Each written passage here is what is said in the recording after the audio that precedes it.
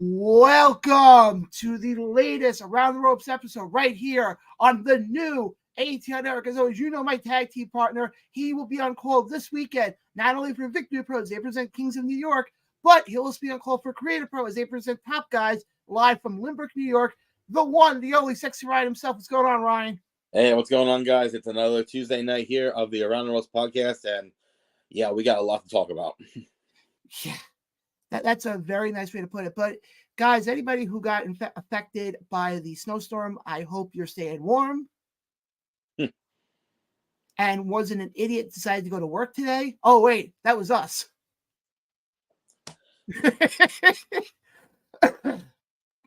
But only 5 people out of 90 made it to the office, and I was one of them, stupidly.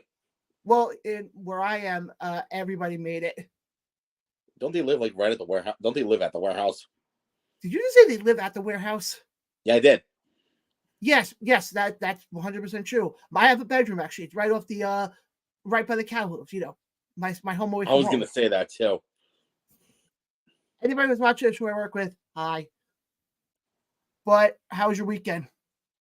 Oh, another fun-filled weekend. You know, I got swifted by the Chiefs, but hey, what can you do? Oh, you mean the NFL wrote the perfect story? Yeah, the Kansas City Swifties. Yeah, they booked it well, especially the ending, because everybody remembers the ending. Oh, of course, everyone knows the ending. But no proposal from Travis Kelce to Taylor Swift. My goodness, whoever made those bets, you lost. That's a nice way to put it.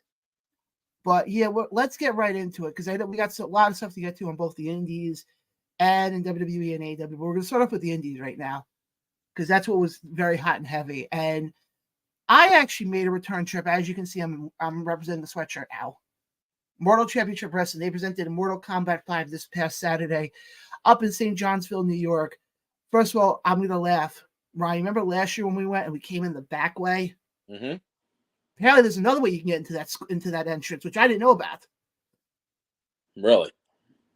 Because all of a sudden I pull in, I'm like, is this the right area? It just so happened the two guys I walked in with happened to be the two guys who ran the table of Mike Skyros and Adam Stone. Oh, wait a minute. Yeah, because last time you came in with me.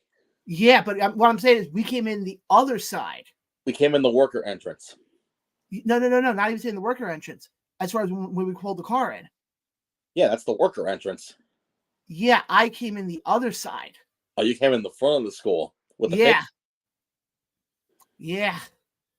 Overall, it was a really good show. I'm going to tell you right now, right off the bat, match of the night for me was a tag team match between Edge of Hope and Team Friendship, as they had a ladder match that turned into a TLC match. And I just got to say this much about Edge of Hope. It doesn't matter who they're in the ring with. They can be in the ring. I mean, we saw it last year at Halloween Havoc 4 when they were in the ring with CXO, which ended up winning Match of the Year. The Sons of Allah. We saw it with Team Friendship. They put on Match of the Night. I feel sorry for whoever has to go after Edge of Hope. Because you might as well just walk in and go, okay, I take the pin. We're done. Also, it was also a historic night for Immortal because they were live on IWTV.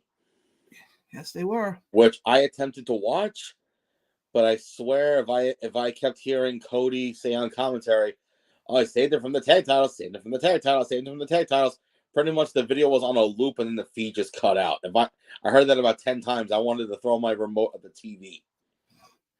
Yeah, but from what I did see, I actually tuned in because I didn't watch it on time. Like most wrestling shows never start on time. I actually came in the beginning of Facade and Ricardo Rodriguez. Yes, and I will say both those guys, I hope they run that match again at some point. Those two guys told the story. Yeah. But they also know each other. Oh, they know each other very well. So we have that. I'm trying to think here. We also had also Trevor Terry. He's lucky he didn't break his ankle. I'll tell you that. Yeah, that I did notice as well, because there was the one spot He was, where he was trying to do Facade's move. I'm sorry to cut you off. He was trying to do Facade's move with the springboard off of the middle rope, and he literally slipped. yeah, that he did, and I saw him after the show. He's limping a little bit. Yeah, obviously, yeah, it's.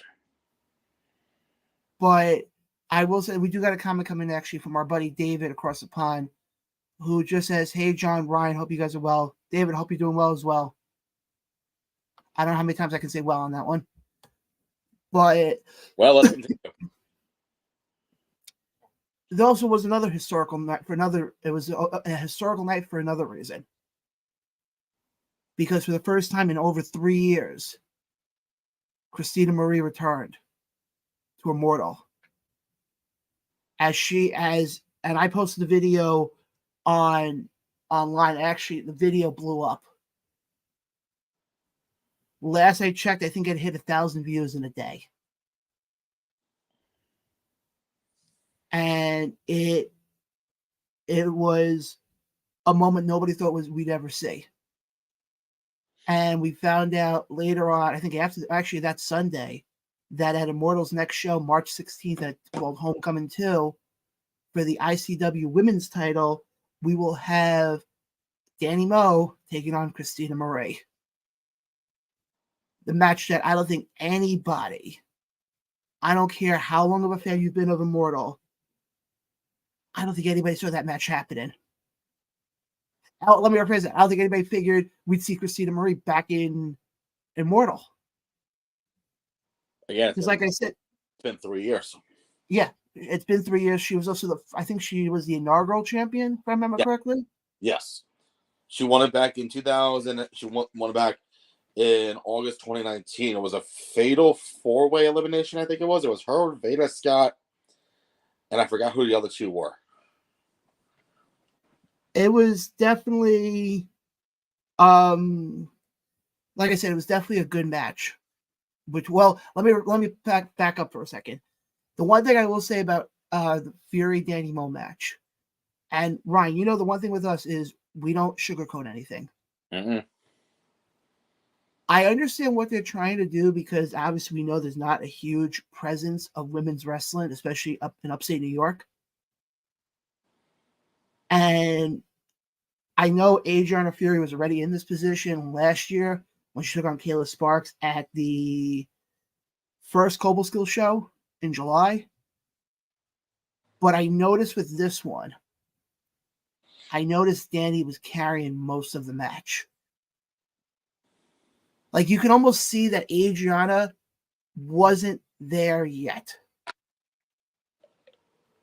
And I'm not taking anything away from her, and I think at some point we will get Adriana going for the title again. But I think she has to get a little bit more fine-tuned in it if she's going to go up against somebody like Danny. Or possibly Christina Marie coming out of the show on March 16th. What else happened? The Sons of Allah opened up the show as they took on the Nazi Mafia. It was originally supposed to be a 6-man tag match. Obviously, as you guys remember, we had Mike King on last week, and he had said it was going to be a 6-man tag with the Sons of Allah and Ziwu taking on all 3 members of the Nazi Mafia. Unfortunately, Ziwu was out of commission because it was he had COVID, apparently. And so it ended up being basically a handicap match. Nazi Mafia won, and basically Sons of Allah challenged them to a Guantanamo Bay street fight, I think it was what it called. Okay. At the March 16th show. The one thing I am going to say, though, and I'm not saying this to get heat at all, is with the promo that Blaze cut before the match. And I kid you not, he mentioned, he said, I'm not going to repeat it on here, but if you go back to IWTV, you'll hear the line. Ryan, that is if it didn't get cut. Correct me if I'm wrong on this. In independent wrestling, are the promo if you're having a promo segment in indie wrestling, do you have to tell the promoter or whoever is backstage what you're going to say beforehand? Yes. Okay. What I don't understand, or I'm just going to put it this way, Blaze needs to come up with new material. It's getting real old at this point. And also, I said this to a few people. And not taking anything away from Blaze. I don't want to make that perfectly clear. But what Blaze does is more suitable for an AEW type crowd, which is more adult oriented, than an Immortal crowd, which is more kid oriented. And I understand the whole point with Blaze and Ben. They're trying to get heat, be the terrorists and everything.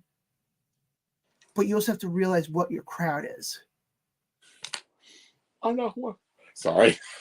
But you have to realize that there's certain things you can't say when there's a room full of kids.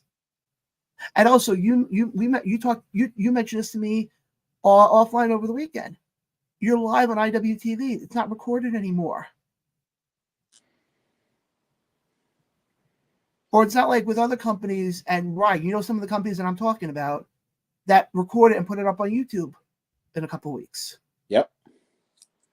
So again, I'm not trying to say it to get heat. That's not what I'm trying to say. I'm just saying it as a fan. And believe me, do I think Ben and Blaze are great? Yeah, I think they're fantastic. But they just got to change up their shtick a little bit here. The other two things I just want to mention is the main event was actually pretty good. I know not a lot of people got a chance to see the main event. Actually, before we get into that, was it just me or did the tag titles seem a little too low? Yes. Okay, so it wasn't just me that thought that. Well, especially the fact, I don't remember. I think it was Saren who actually went to go get it. Oh no, who's the tall dude? I don't remember. Richter, I think his last name is. Sure. You know exactly who I'm talking about. Yeah, no, I do know. I just don't remember his name. I figured all they had to do was have him interfere, walk up like 2 rims, and just grab the freaking titles. Not even climb the ladder, just have him raise his arms up. Oh, I got him! Yay! I thought because who was it I saw? It wasn't Saren. It was the other small guy. I see him climbing the ladder. He's like 3 notches on the ladder, and he's already there. I'm like, that's really low. Well, main event of the night was supposed to be Garrett Holiday versus Bill Collier. Obviously, if you recall, I think it was last July, Bill called Garrett out on this program. And even though the match was already in the works, it kind of pushed everything along, so to speak, to put it nicely. It escalated further at the Westmoreland show. And unfortunately, Bill was not able to make it. So all of a sudden, Shane Stenson comes out and starts cutting a promo. And all of a sudden, Sebastian Braun comes through the crowd and starts attacking Garrett. And Garrett rolls out to the side of the ring.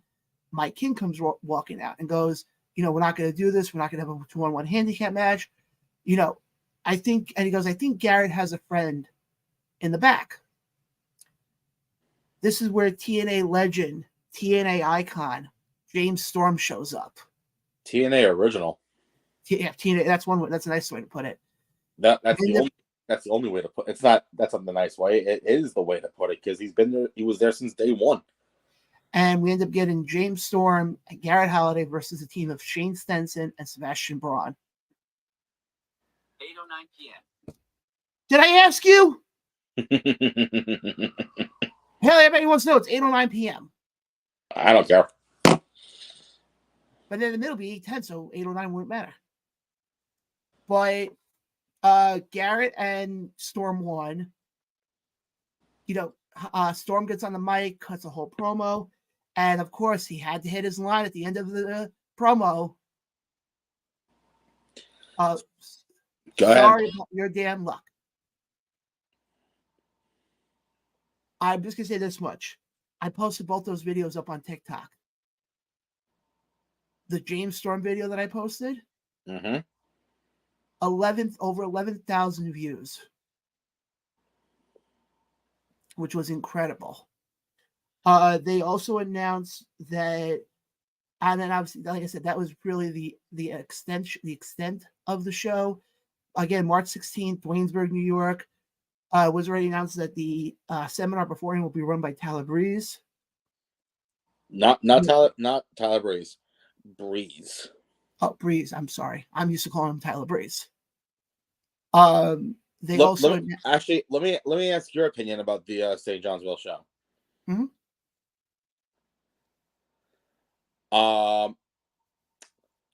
Compared to last year, do you think the turnout was decent, the same, more? Like, how would you describe the turnout? A little bit less than last year. Oh, yeah. One other thing I gotta point out. Mm-hmm. During the ladder match, I'm sitting there watching the ladder match. All of a sudden, I see a freaking yellow blob just walking across the middle of hard cam. I'm like, what the heck is that? I'm like, what the hell is that? And then I see that same yellow blob walking right back. And oh my God, it is John Blaine. And actually, speaking of which, I actually just turned on IWTV just to see if it is uploaded, the show. It is uploaded, and I'm going to put myself on mute right now. Okay, I don't know why, but okay. Sons of Allah. Oh, okay. But while Ryan talks about that, again, guys, March 16th, Waynesburg, New York. They will have Breezango will be there for the first time in a while. They will be, I don't know if they're going to be in action. More than likely, they probably will. Also, we will have the return of Spencer Slade, who has not been seen on an Immortal Ring since the St. Chancellor show last year. And also, and I wish Ryan wouldn't have hopped off to go watch the freaking thing, which he could have done later. But instead, next week, actually, on the show, since I mentioned Spencer Slade, we are going to be joined next week by Spencer Slade and his manager, Greek Savage. Start at 7:30 p.m. next Tuesday, so you're not going to want to miss that. But, we got all that coming up for you guys. Like I said, overall, I thought it was a good show, decent crowd. There was one thing I did want to mention, and I heard it from quite a few people in the building that night, that it didn't, that for a lot of people, that English, it's there. What was weird about the whole thing, okay. Did they cut out his promo? No.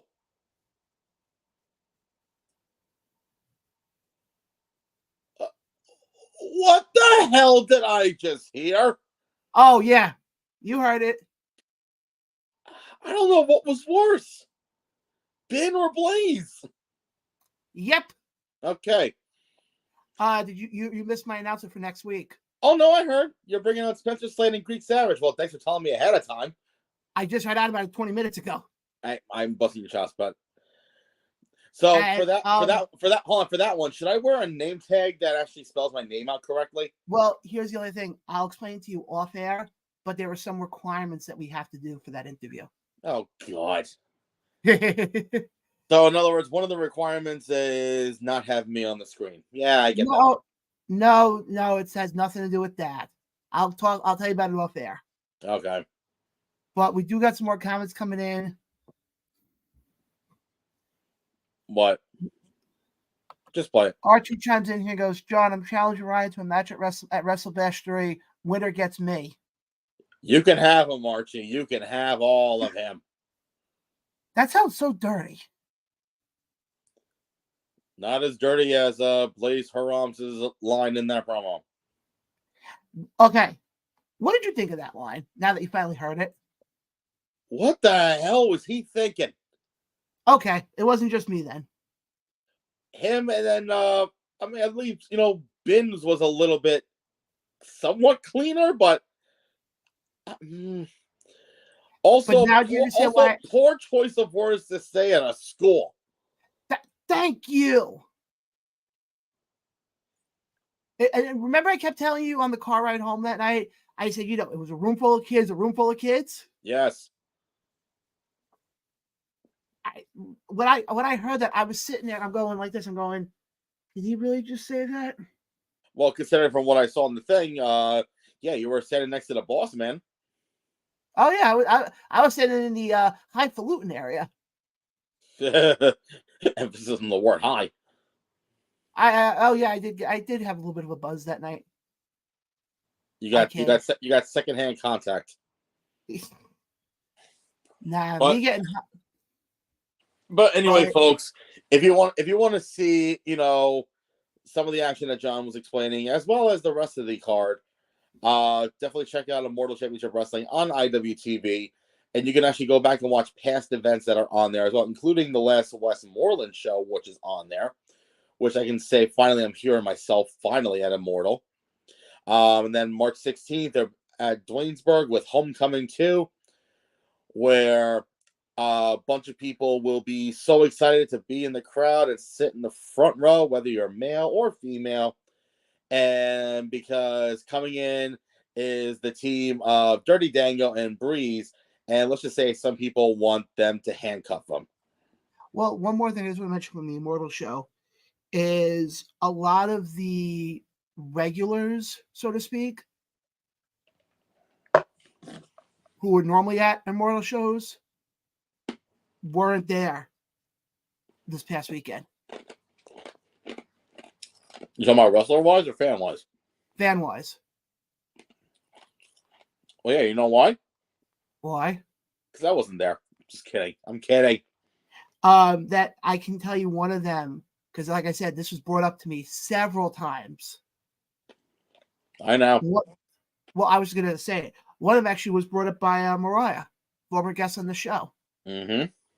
That it's not a true Immortal show because Billy wasn't in the front row. Yes, we know. I'm just saying. But that's and especially up in Immortal, that's a pretty tall dark order. Yes, I see what you said there. Well, it's true. Oh no, I like I said, her presence was definitely missed on Saturday. But let's keep things moving here because we got a lot more to get to tonight. And Ryan, let's jump to what you have coming up on Saturday. Well, okay, sure. With BPW. Well, before I talk about that, there's another graphic that I think you should pop up that's happening on Saturday as well. Are you talking about this? Yes. So, if you're on Long Island or, you decide to make a trip out here, on Saturday, February 17th, from the Creative Pro Wrestling Academy, there is a pro wrestling seminar taking place featuring Brian Myers and Eric Young. And it's from 2 to 6 p.m. and it's $60 a person. Can't get a better deal than that, with Brian Myers, a former 2-time WWE Tag Team Champion, current TNA Wrestling star, and also the trainer of such individuals such as Max Caster, Chris Stanton, and the longest reigning AEW World Champion, MJF. And then you have Eric Young. Eric Young, who was a TNA original, former TNA champion, former NXT Tag Team Champion with Sanity, and also the trainer of some individuals, including Cody Deaner, Crazy Steve, and some guy who likes the number 10, Sean Spears. So folks, February 17th, this Saturday, $60 a pop, pro wrestling seminar, Creative Pro Wrestling Academy. Later on that night, in Bayshore, New York, now you can break it up, Victory Pro Wrestling presents its first event of 2024 with their King of New York tournament, or as someone commented on my says, fake king. I'm gonna keep my mouth shut on that comment. Shit. I'm gonna keep my mouth shut on that comment. So, moving on. I'm kidding. Not really. It's their King of New York tournament. And this year it's 12 of the very best that Victory Pro Wrestling has to offer, such as the Big Boofa, Desmond Cole, the artist known as Jake Lang, JJ Dose, Cade Lothbrock, El Magnifico, Adam Kane, Alvin Alvarez, Anthony Gangone, and so much more. All 12 men competing in a one-night tournament. Now, here's how it's going to lay out. It's going to be 4 triple threat matchups, where the winners of each triple threat will go on to the finals, which is the fatal 4-way elimination match, where the winner will not be crowned the 2024 King of New York, but will also earn themselves a guaranteed opportunity for the Victory Pro Wrestling New York State Championship. Speaking of championships, we have 2 that will be defending on the line that night. First of all, the Victory Pro Wrestling Tag Team Champions, the Rap Bastards, which are the team of Xander Torres and Adam Kirkland, defend the titles against your future boyfriend, no, not yours, John, Tristan Kyle, and Will Strauss, team Pretty Wild. Yes, that's their actual name, Pretty Wild. Don't ask me how. That's the name, John. So, also in women's action, the current VPW Women's Champion, the unwilting Tatiana, defends her championship against someone who had one hell of an impressive rookie year and was actually awarded the 2023 Wrestling Observer Rookie of the Year, and also is making her VPW debut. My homie and your Nomi. Actually, no, my homie and your homie, the Nomi, Gabby Forza. I'm just gonna say one quick thing. Are you basically just reading off your post that you did earlier? It's an easy card. I have it all in memory right here. Okay. And as you can see right there at the bottom, actually, there's one little catch to this match at the bottom. So, as you see right there, let's start on the right-hand side of the poster. On the poster, you have the team of, in here you have Nick Robles, the leading man, Jack Tomlinson, and the VPW New York State Champion, Dante Drago is the best. Unfortunately, due to unforeseen circumstances, Jack Tomlinson will not be able to be taking part in the event, but they found a replacement in the one called Jay George. And they'll be taking on the team of the best in the world, Steven Azure, the GOATest of all time, Bobby Orlando, and the VPW champion. He's got it all, the one-lunged angel, Bryce Donovan, in a 6-man tag team, no holds barred. Just want to chime in quickly here. And I can take this poster down, right? Yes. Okay. I'm surprised you didn't do that yet. I'm just going to say one thing. When you said the whole thing about Dante Drago, I thought you were just saying that he's the best. I didn't realize that that's his actual moniker.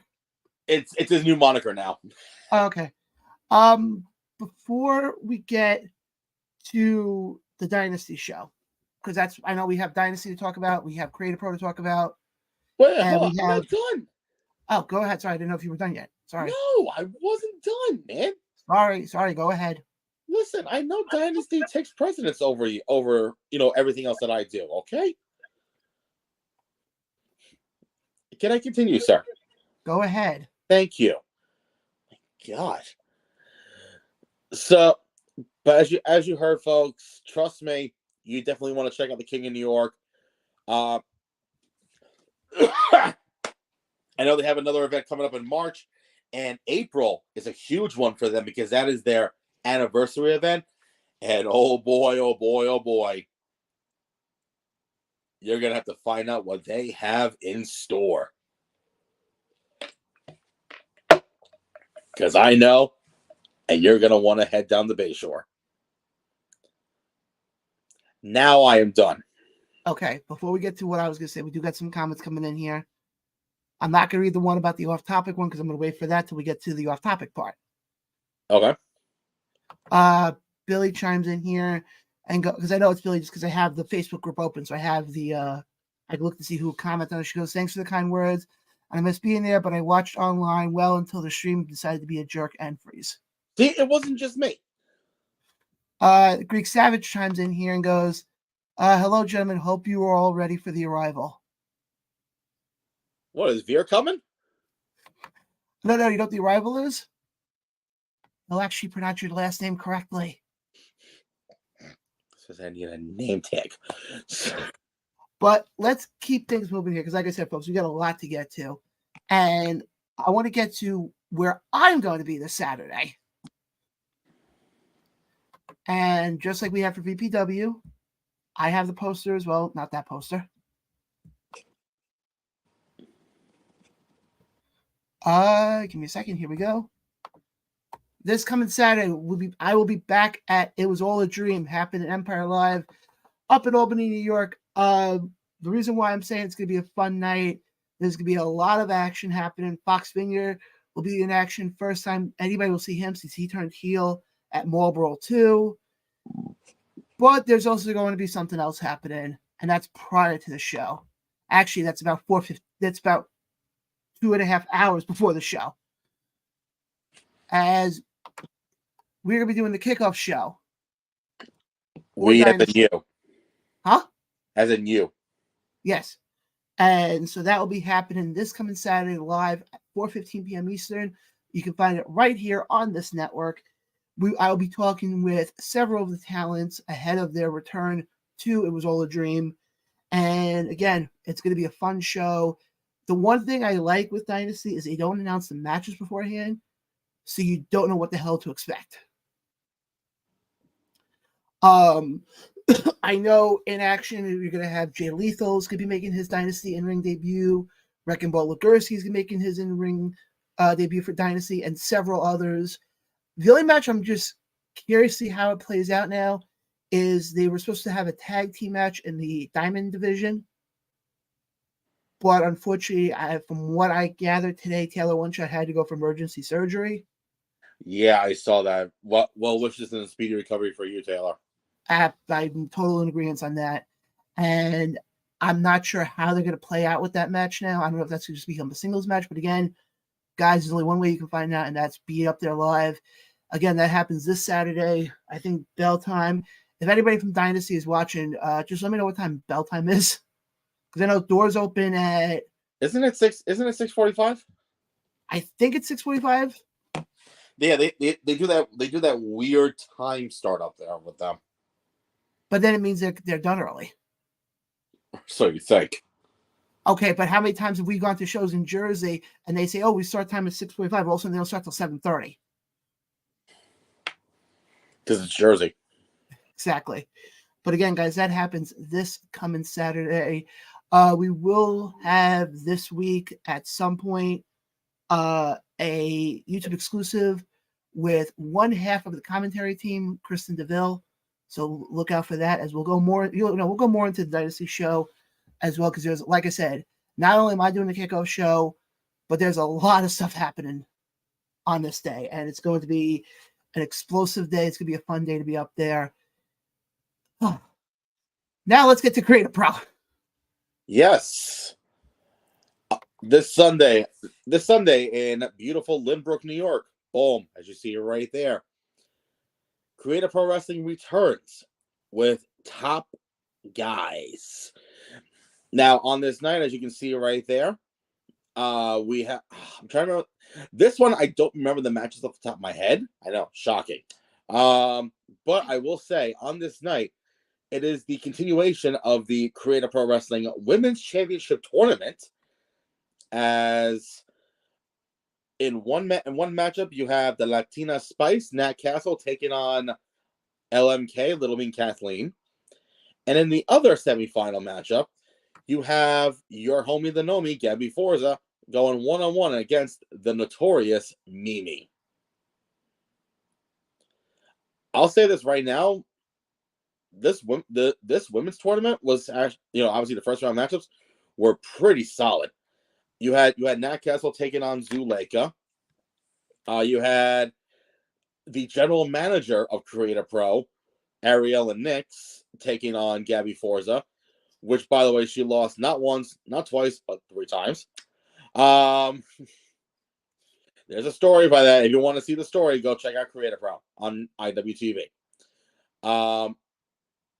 Also, you had Rosemary taking on Notorious Mimi, and Shannon Levangie taking on Little Mean Kathleen. So all in all, right there, those eight women really solidified, what the women's division of Creator Pro is all about, because that was the one thing that Creator Pro never really had for a while, which was a consistent women's division. I mean, yes, Creator Pro has had, the likes of Chris Statlander come by, Casey Kirk, or Casey Cattell, who started at Creator Pro, but there was never really anyone consistent until just in the last few years, where you have, top, in my opinion, I think some of the top women's wrestling in New York, with a couple from NYWC, another company out here on Long Island, which, by the way, one of them might be coming on in the future. Maybe both. But you have individuals like Zuleika, Nat Castle, Gabby Forza. It's Creator Pro is building the reputation that everyone is claiming to be, and that is where quote unquote champions are made. Also on that night, the Creator Pro Television Championship will be on the line, as the artist known as Jake Lang takes on number one in your heart, Phil Cardigan. Because what a man, what a mighty good man. Okay, whoever's watching, can you clip that, please? Please don't. That's gonna be our new intro. Also, after months of these two going back and forth on Cap TV, which, by the way, you can watch it every Monday night on the Creator Pro Wrestling YouTube channel, Nick Robles will finally get his hands on Liam Davis in a submission match. Which, for those that don't understand the rules of that, no pinfalls, and the only way to win is make your opponent tap out. Kind of like, if there was ever a match between me and John, I would make him tap out easily. We all know I would win that match. But yeah, because you're going to put... Well, yeah, I know why, because it's not going to be a fair fight, because, just like, the current reigning, defending, undisputed, universal, intergalactic champion, you're going to have a whole slew of people doing your dirty work, and you take the credit. Huh, kind of like the show. Okay, hold on. First of all, Peterson, not my name right. Yeah, it wouldn't be that. I can't believe we're going down this road again. I'm at the right height. I can just kick you at a certain spot, and you go down in 2 seconds. I'll still be taller than you, though. Not after I'm done kicking you, especially when I got my boots on. Oh, you mean your orange traffic cone boots? Really, dude? But let's keep things moving here. Oh, wait, hold on. I'm not done, dude. I'm saying let's keep things moving here. What else is going to be on the show? There's a massive 10-man tag team match. Yes, because apparently Top Guys is being general managered by Teddy Long. I'm trying to remember the participants off the top of my head. In one corner, you have Adrenaline Express, the Creator Pro champion Aaron Rourke, and I don't remember the other two. Shit. Hold on. John, would you mind doing me a favor and look up the card? Sure, Ryan. Give me a second. Well, I thought you'd be doing that already. Yeah, but I thought you would have known the card since you're going to be ring announcing. Dude, I'm surprised I remember what day it is half the time. Give me a second. And then on the other team, you have the tag team that has the best entrance in wrestling, known as Midlife Express. Which, by the way, their entrance theme is Creed. I'm forgetting who the other two are, and I'm forgetting who one of them is. The most professional wrestler, Brian Myers, and Eric Young. Okay, hold on. I got the card up right now. It's actually the first thing that they have when you go to the Creative Pro Facebook page. Hey, there you go. You talked about Nick Robles and Liam Davis, right? Yes. Okay. You talked about the Mayhem medal? No, thank you for reminding us. There's a 5-way scramble match for the Creative Pro Mayhem medal. The current holder, the sweeper, Eddie Pavetti, will be taking on John. Okay, no, because I was reading a comment here. The sweeper takes on Tristan Heil. Christian Kyle. Love Doug. That's right. I forgot Love Doug is coming back. Jay George, and making his debut, the Big O. I think so. And yes, folks, it's the Big O. And then you also have the thing with Bryce Donovan. Yeah. Oh, thank you for reminding me. So, for those that really don't follow, for those that have no idea what's going on, there was a feud going on with Bryce Donovan and an individual by the name of Evil Kip. Now, back in September, when Bryce was champion, him and Evil Kip said that he made up a match where should Evil Kip lose, he will be gone from Creative Pro forever. Well, spoiler alert, Evil Kip lost. However, a unfamiliar individual by the name of Cal Starvins comes out, is been showing up at Creative Pro events, asking people to sign a petition to bring back Evil Kip. And word got back to Creative Pro management that he's doing this and whatnot. He's at the last Cap TV event, Bryce they only needed one more signature to complete the petition, and that was Bryce Donovan. So, after literally weeks of stalling, we will find out on Sunday, the 18th, will Bryce Donovan sign that petition and reinstate Evil Kip? I have the rest of the matches up here right now. You mentioned Mimi and Forza. Yes. In the 10-man tag match. Yes. Eric Young, Brian Myers, Bobby Orlando, and the Midlife Express. Bobby Orlando, that's the other one. Take on the team of Aaron Rourke, Adrenaline Express, and the Even Stevens. Oh, it wasn't Even Stevens. I had it in the back of my head. All right. Then you had the number one contender 4-way match, which I don't think you mentioned that one yet. Nope. For that one,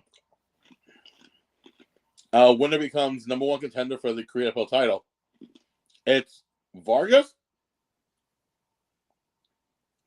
Dirty Bulk Bronson. Nobody clipped that. I don't know who the other two are. Dante Drago and TJ Crawford. Oh shit! I forgot about Crawford. All right. Then you mentioned Little Mean Kathleen and Nate Castle. Nat Castle. Sorry.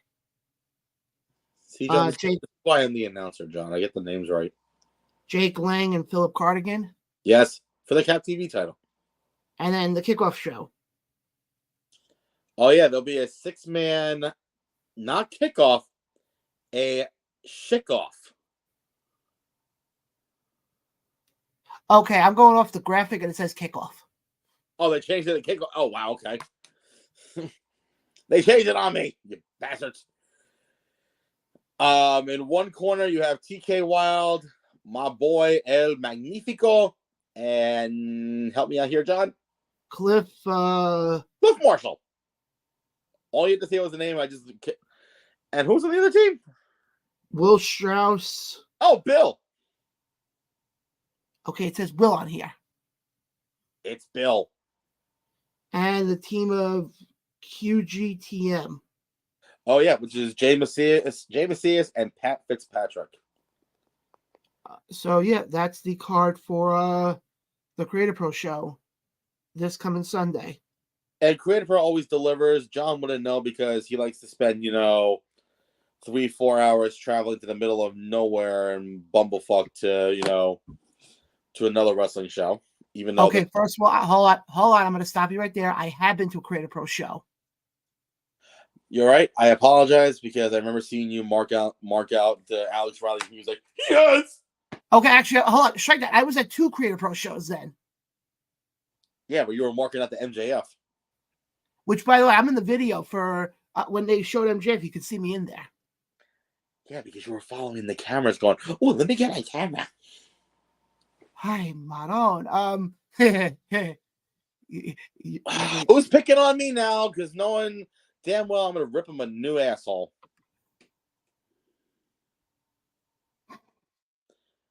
Who's the schmuck that said that? That would be Archie. Jesus Christ, Archie. Archie, there's a good reason why it says Facebook user and it's, just a plain graphic because, if people actually saw your graphic, the screens would probably be breaking everyone's either phone, tablets, computers, wherever they're watching this. Because, I'm surprised that the screens are still intact when John's face is still on it.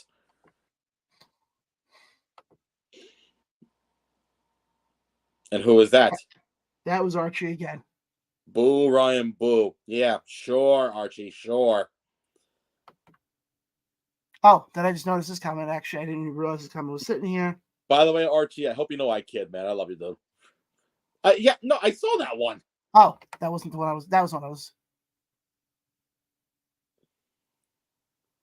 Really? Uh-oh. What? Uh-oh.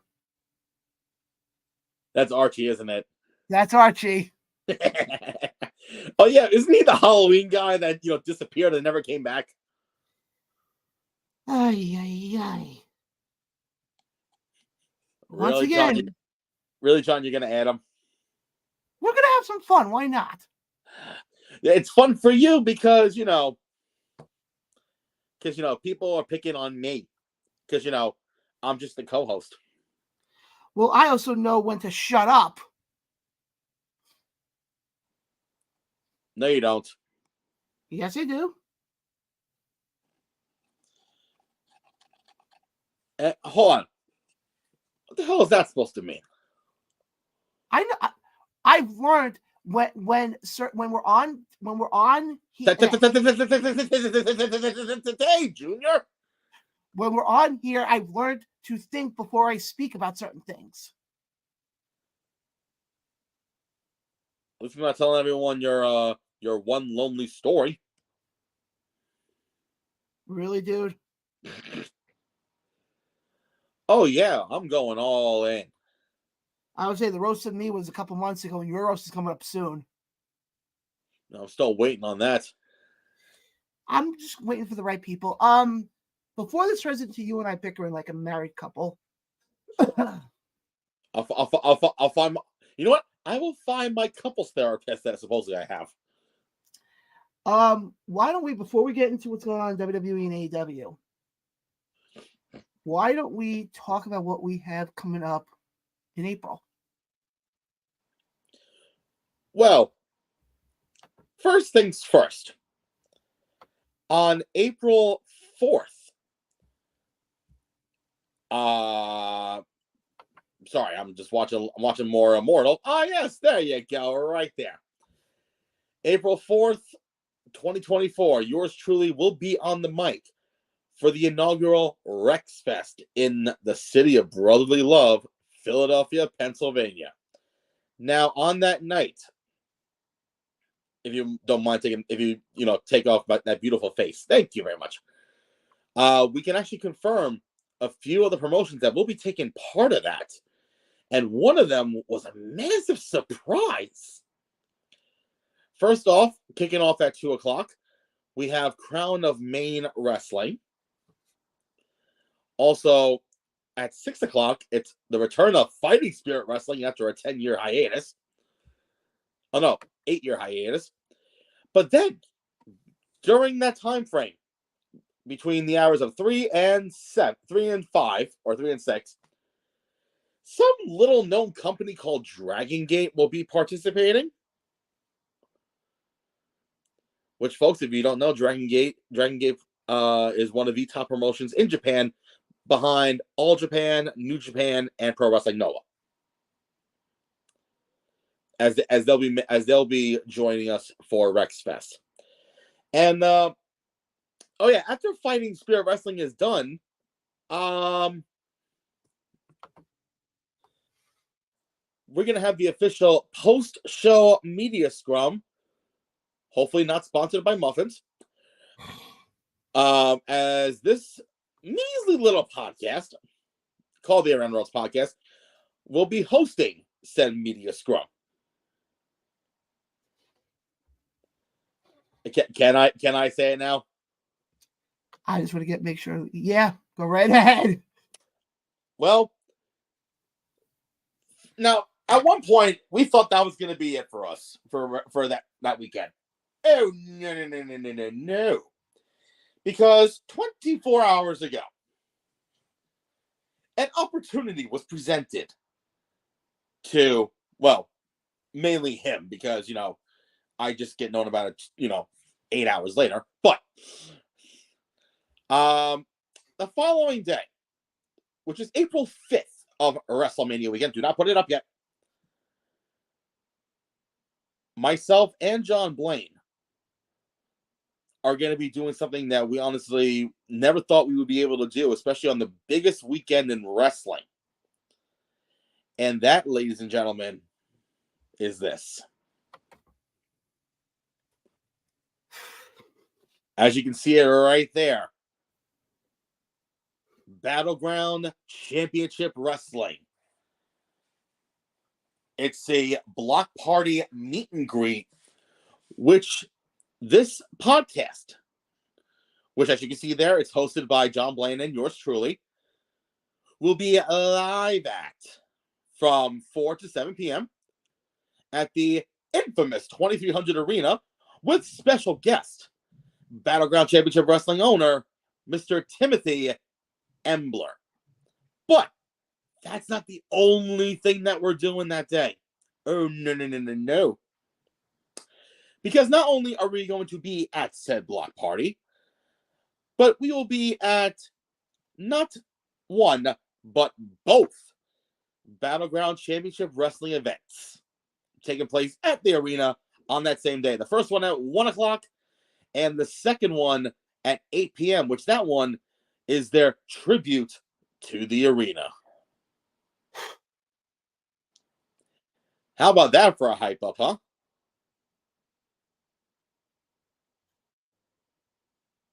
I can't even get the fucking words out. How about that for a hype up, huh? You did a great job at that.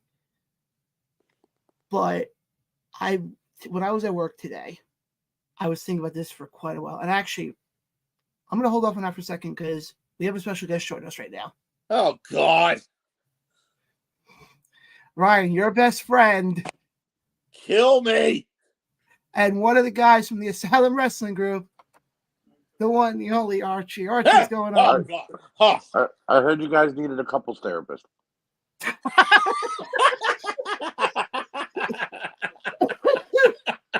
What's going on, Archie? Not much. I got a question, actually. Is Rex Fest for Rex Backus? The wrestler that passed away, or is that a different Rex whole entirely? Completely different Rex. Okay. Yeah, no, it's a completely different Rex. No, the Rex Fest is run by someone that I've known for a long time, which his Rex is his ring last name. So Okay. yeah. All right. But there is still one more promotion that's still in the works. But they haven't announced it yet. But trust me, the fact that they're bringing in Dragon Gate as a massive wild card, That's pretty big. That's a pretty good big, one. yeah. We're at one of the matches. It's Joel Maximo with Skills the Great and PJ Savage. Or as I call him, PJ CTE, because he keeps yelling his name because I think he forgets his name half the time. Mm-hmm. Taking on the team of Yamato, who is a former Dragon Gate and Dragon Gate USA champion. He's still with Dragon Gate? Yeah. Damn, I can remember watching that guy 10 years ago. And Dragon Kid. Wow. Okay. Also, Ho Ho Loon is coming in. I don't think I've ever seen him before, but the name is hysterical. He had a brief stint in when they did the Cruiserweight Classic 7 years ago. Okay. Representing Shanghai. Okay. But yeah, the fact that they're bringing in Dragon Gate, it's gonna be pretty solid. I think he's going 1-on-1 against Face. All right, not bad. And this is Mania weekend. This is that Thursday. There's also a few other events going around. I mean, you got the collect. Oh, of course. You got GCW with the Collective, which they announced. I will say GCW, what they announced for Bloodsport, I fucking love it. They're doing women's Bloodsport. They're doing a women's Bloodsport tournament. Oh, guaranteed that's being won by Steph DeLander then. No, she's not even in it. Really? Two of the competitors though, Masha Slamovich and Lady Frost. Oh shit. Masha Slamovich. No, go ahead, Archie. Go ahead, John. Go ahead. Oh no, I was gonna say Masha Slamovich just won the J Cup this past weekend. Yep, after defeating Jordan Oliver. Really? She beat Jordan Oliver. Wow. Yep. Jordan Oliver was going on, I think, a little over almost 2 years as JCW champion. Right. Yeah, I know that. I've been watching him and Myron Reed since they were in MLW. So I'm big fans of those guys. I've known Jordan when he first started. But Ryan, John was actually telling me something. You used to be the announcer for WrestlePro. I am. Yeah, because I've been to a lot of their events. I know Pat Buck. I know Kevin Matthews. I've been, were you going? Hold on. Were you going to the ones in Union? I go to the ones in Rowway. I've never been to Union because usually when a Union show comes up, I'm out of town. So, but yeah, I'm the announcer for WrestlePro, which, by the way, they are back on Saturday, March 9th. Yes, I'm aware of that. I'm going to try my best to be there. Well, especially the main event. It's the Dominican Destroyer Vargas against CPA. You know, when you look, I look back because I remember WrestlePro in Jersey used to get a TV show some nights on like Channel 10, WLNY and whatnot. Oh, that wasn't WrestlePro. That was when they were PWS. Right, exactly. Oh, God. And I can remember seeing Habib from the Car Wash and CPA as comedy acts. God. And they were fantastic. It was like, this is what WWE should be doing for comedy. And then CPA became a straight, normal guy. And I was like, wow, what happened to the comedy routine? This guy became badass. But actually, not to take it for a second, but we do have a comment come in. It's actually from Billy, who says, "What's up?" Oh, hey, what's up, Billy? Hi, Billy. But besides Rex Fest as well as BCW, I can definitely tell you what else is going to be happening in the Philly area. I think on Wednesday they have Sean Henderson has a show in Philly at one of the bars out there. I know H2O is having a few events down in Williamstown. I'm trying to think what else off the top of my head. I know House of Glory and Pro Wrestling Revolver are doing a joint event also on that Friday. Obviously the Collective with all their shit that's going on. Thursday night at the arena, it's the Mark Hitchcock Memorial Show for WrestleCon. There's really not that many shows that are running Mania weekend, because if you notice, like, especially when freaking 5-6 years ago, when they were out here for 35, there was like 30 shows running. Yeah, and I hated my life because the group of people I went with didn't want to go to any of them. I wanted to go to the Hall of Fame. They're like, no, it's too expensive. I found out Hall of Fame tickets were $25. I wanted to go to New Japan when they were at the Garden. They're like, no, it's too expensive. I found out those were $35. I'm like, guys, we missed out on cheap ass prices to see craziness the next day when we were on our way to Mania. They're like, did you see Bret Hart got attacked at the Hall of Fame? I'm like, yeah, we could have been there. Actually, Archie, it's funny. Ryan and I were both at the New Japan show for that one. Mm-hmm. Right. And we didn't even know each other. Oh, that's funny. That is funny. But no, I mean, just the fact with us doing the Battleground thing and I think from what I'm gathering, we're going to be in the 2300 arena doing the show. I don't think they're going to have us outside. That's I think it's a meet and greet. That they're just calling it a block party. Yeah, but my thing is this: the fact that they could have gone with any podcast. You guys got your name out there. You know what I mean? Everybody knows you guys in the loop of, this Eastern Seaboard thing that's going on with wrestling. So why not have you guys there? I mean, sometimes I gotta keep John in check sometimes, but that's a whole nother story. Yeah, but see, that's why you guys need couples therapy, because you're like you're sort of like, and I mean this with slight respect, I want you to understand that. You're like the nagging wife who bothers the husband with 3 jobs. Like you could be doing so much more. Hold on, couples therapy. Isn't that what the Asylum Wrestling Group is called? No, we're called the best in the business. And by the way, I'm only defending them as now a member. I'm no longer an admin there anymore. So. What did you do? I didn't do anything. Well, no, I did do something. About 4 months ago, I went through slightly a mental breakdown, and I needed to just remove myself from everything social media. So I told them politely, I'm like, look, my anxiety's through the roof. Let's just, I don't want to hold a spot that I'm not earning. I'll still help during WrestleBash. I'm still there if you guys need anything, but I stepped away. So, man, I guess this is gonna sound really fucked up. I guess the fall was definitely considered mental breakdown awareness because definitely. Because about 4 months ago, I had a massive mental breakdown. And it was really bad. They're not fun. They are not fun. I sat there for like the first 4 days going, damn, I got nobody to talk to. Mind you, I have 3 children in my home, my children, my wife, my mom, my dad, grandbabies and things, and I'm sitting there thinking I was alone for the first 4 days. And then I finally woke up and realized what the hell is going on. So I mean, you also have a child that's right next to me on the screen as well. Just so you know, he helped. He actually he helped in a very big way. You got help from another kid. No, he motivated me because he was talking about his weight loss and everything he was doing, and it got me to go start a diet January 1st, and I'm down 27 pounds since I started it. So nice. I thank John for that in a very big way. So wait, John actually being helpful? Wow. Oh God. Mark it now. 8:58 on Tuesday, February 13th. John actually helped someone. Hold on. Me being helpful.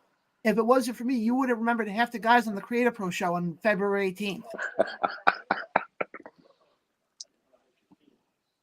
Hey, if it wasn't for me, John, you wouldn't know about half of the indie wrestling promotions that are out there today. You guys remind me of like Joey Styles and Joe Gertner when they used to go back and forth. So wait, does that make me the quintessential stud muffin? I told you didn't see one of my comments. I did. Told John to call you the Wish version of Joe Gertner. Which by the way, I think he's going to be at the block party. We met him at WrestleBash. He was great. Joel's a great guy. Yeah. But I told John that like a week ago. I'm like, tell Ryan that he's the Wish version of Joe Gertner to my Timu version of Paul Heyman. And he got a kick out of it. Timu Paul Heyman. Hey, I don't mind being called to Joey Styles then. I'll take it. Not at all, right. I meant it as a compliment, guys. The way you guys go back and forth is like when Gertner would get in the ring and him and Styles would just go at it for like 10 minutes. And then usually the Dudley boys would come out and scare Styles off. Oh Lord. So, Again, Archie, I actually can't. I don't know for Ryan, but I know we can't wait for the next Wrestle Bash. definitely. I want to challenge Ryan to a match. We could probably get a ring set up in the. Yeah. Right outside. Oh, jeez. No, John Blake. no. We gotta set that shit up inside. Why? This way, 'Cause when the people get done meeting all the wrestlers, they can come outside seeing two big guys fight for no reason. No. We're kicking off Wrestle Bash because then whoever the big VIP name is, you can do an in-ring photo opportunity. Oh yeah, that works. That works. There you Okay, go. I like that. That's good booking. I was thinking we call it the John Blaine on a pole match. First one to bring you. What? No, I know Ryan has a joke to say to that. No, for that one we need John Blaine on a forklift. Oh God. He is not Buff Bagwell's mom. We can't do that to him. He's not Judy? No. Ay. Oh my God, it's Shmuley Blaine. Shmuley on a forklift. Oh my God. All right. I'm going to leave you guys to your show because I actually have to go record my podcast with Nate Maxon and them. Cheap plug. Listen to WrestleNet Radio and the We Can't Wrestle podcast featuring me. Oh, Archie, it actually happened for you. Apparently, we've learned now with certain things with StreamYard, if you hold your thumb up long enough. Yep. I just saw something, a little emoji. Yep, there it is.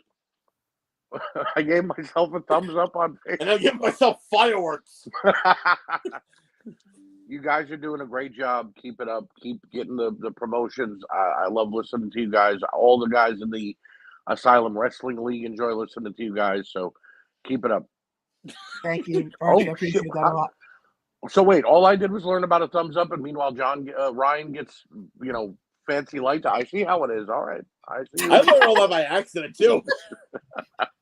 Archie, all don't right, worry. guys. For some reason, for me, it doesn't do anything. No, because you're probably because you're the host. Probably. All right, guys. Have a great night. You too, Archie. So apparently, you're a Joel Gertner now, huh? Well. By the way, do I have to now refer to you as a quintessential stun muffin? Please. No, I'm kidding. I like sexy Ryan. Oh, fuck. I'm going to hear that this weekend. Yes, you are. Ah! Yes, you are. But guys, like I said before, what I was trying to get at before, and again, I don't mind. I love Archie joining. Anybody, if you ask, we'll definitely let you join. The fact that we're getting this opportunity, and I was going to say this last night, but I wanted to really think this whole thing out thoroughly. And Ryan, if you'll indulge me for a second, I just want to speak from the heart here for a second. You want to go full screen on this one? No, because I want to get your reaction to this. Sure. And, anybody who's watching definitely want to get your reaction to this as well. I've been doing podcast, and I've said this many times now. I've been doing podcasting for 13 years. I have been told plenty of times that I don't have what it takes, that I'm not a good host, that I don't know what I'm doing. Look at me now. I have a podcast. I'm a part of a podcast, or let me rephrase this way. I created a podcast basically as a last ride. Because, and I've told you this before, guys, if this show would not have become what it became, I was going to walk away and I was going to give the show a month. Last November, we just celebrated 2 fucking years. The fact that in April, we're going to be in Philly, a part of 2 huge events for arguably the biggest weekend in pro wrestling for the entire year. And this podcast is going to be a part of it. So what I just want to say is this, to anybody who's watching this, if you're told, I don't have what it takes, if you're told, oh, you don't have a good voice, don't give up. You're going to run into problems. You're going to run into pitfalls. That's part of life. But the way you get past that is you get up, you brush yourself off, you curse God for making you the way you are, and you move on. You persevere. Believe me, if I would have listened to everybody who would have said to me, oh, give up on the podcast, I would have been done with this shit 12 and a half years ago. But I didn't. I persevered. I went through the trial and tribulations. And a lot of it is because of you guys, the fans who watch us. You guys have made this its own entity. I mean, the fact that in Tim's posts, he called us one of the hottest podcasts out there. That's a goddamn that's a goddamn stamp of approval if I've ever heard one. Did he really say that? I didn't get a chance to read it. I read the whole thing. Oh shit! Okay. And actually, I'll see if I read it correctly here. And it was something that I didn't. It kind of took me. It kind of. I realized that I can't even get the fucking words out. And I'll read you the exact post right here because I'm pulling it up right now. He goes, the Battleground Block Party will be absolutely electric. From music to meet and greets to food and fun. It's a multimedia event like none other. Joining in the festivities and broadcasting live will be one of the hottest podcasts around the ropes. Okay, then that is us. Okay, you did read that right. And like I said, if I've ever gotten a seal of approval, it's right there. And like I said, folks, not only will we be at the block party and hopefully talking with some of the talent, including, some werewolf or possibly a bro, who knows. But we will be covering both events.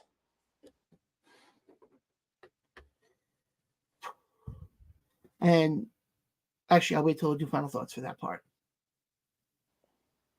Because I want to keep moving with the show. Because like I said, we got a lot more to get to tonight. Yes. Because I want to jump now into what's going on with WWE, AEW, TNA. Speaking of TNA, let's start with that, shall we? Yeah. It was reported last... Because, of course, all the big news happens after we're off air. Yeah, I know. What the fuck? So... Go ahead. So, I believe it was Thursday. Yep, I believe it was Thursday where Anthem Sports announced that Scott D'Amore has been fired from Impact Wrestling, from TNA Wrestling. Now, I'm going to be straightforward and say this because I have actually worked with Scott D'Amore. That is the stupidest decision I have ever heard in my life. And I'm going to go on a little rant right now if you don't mind. You want full screen? No. I don't want to see your reaction. In my opinion, it's the stupidest decision in the whole fucking world because Scott D'Amore has been a part of TNA since the very inception of it, has seen through, through its, early days of the Asylum over at the Nashville Fairgrounds to when they were killing it in fucking Orlando with, the Impact Zone. And then, they brought in the Hogan and Bischoff era, and then they decided to go from TNA to Impact. During the Dixie Carter era. And then, they had some bald-headed guy named Billy Corgan who decided to run Impact Wrestling and almost ran into the fucking ground. And then Anthem came around, and pretty much, it was 2017, it was on its last legs, I'm going to say the least. But then Scott D'Amore decided to step in and take over as president and head of creative of Impact Wrestling. And from end of 2017 to today, he pretty much did a complete 180 with TNA and made it one of the most talked about promotions in the world.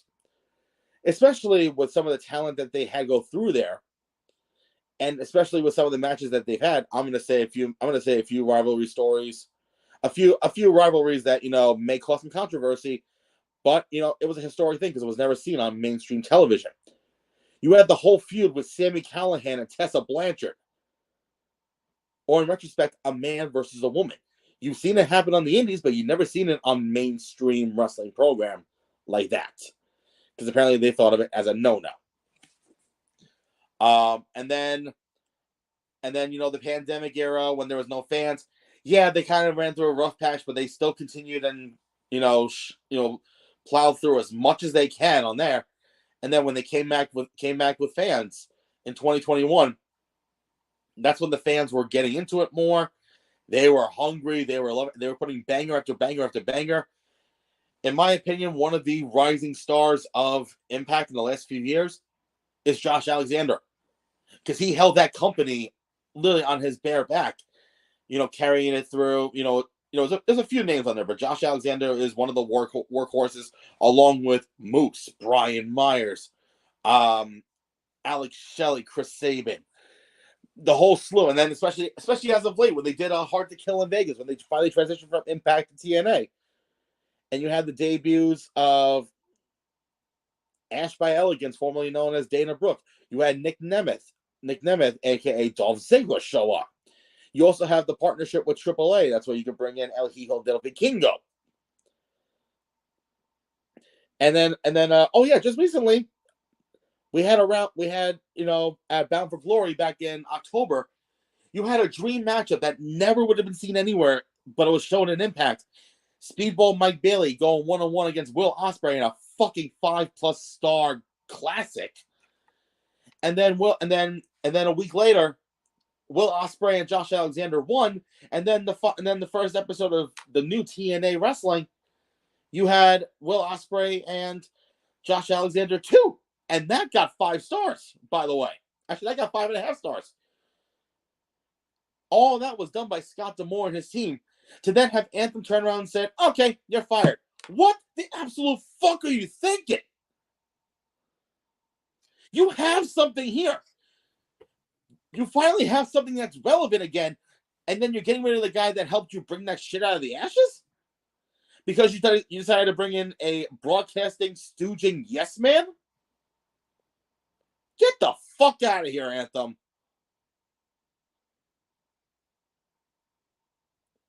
Stupidest decision I've ever fucking heard. And I felt for and the thing is, when that announcement came out, the amount of outpour from everyone in the wrestling community, whether it's through TNA or even AEW and WWE, they were all showing their love for Scott and pretty much calling Anthem the biggest fucking assholes in the world for what they pulled. All because the guy has broadcasting experience, but he doesn't have any fucking wrestling experience. Well, I was just going to say this much. Maybe whoever this guy is can get TNA on an actual broadcasting channel that people can watch them. Well, the story that I've heard was that apparently Scott D'Amore offered to buy TNA from Anthem. And they probably didn't like that. No, they didn't. But I just think, and I understand people's frustration with it. I totally get it. I'm in total agreement with the fact of, why would you fire the guy that basically took you off of, I was going to sound bad, how I'm going to phrase this, but took you off of being on life support? How many times is TNA on life support? They were on life support when they brought in Hogan and Bischoff. I'm being straightforward right now. Even going into the whole Dixie era. The Dixie era. The Dixie era was, like the early, mid to late 2000s. But when they brought in Hogan and Bischoff, that's when you saw a real downfall. Either way, you have a company in TNA that's been on the freaking on life support a couple times. The guy who took you off of it, who ended up actually, here's an interesting thing here. You can expect TNA to stay in Canada more, because Anthem has Impact strictly in Canada before the pandemic, if you remember that. But they never filmed in Canada. They filmed in Nashville. No, this is, I think, when Anthem took over. They were still doing stuff in the US though. No, even before the pandemic? It was 2017. Well, that's what I'm saying. Before the pandemic. Once the pandemic started. Wait, what are we talking about right now? Timeout. TNA. What about it? They filmed in Canada before the pandemic. No, they never did.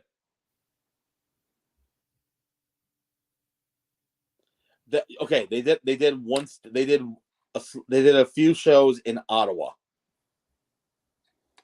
Yeah, but then I think, if I remember correctly, I think that's kind of when, because they did it, and then I think like a little bit right after that was when the whole pandemic. Nope. I should know, John. I worked with them at that time. No, Shiv. This is Shiv.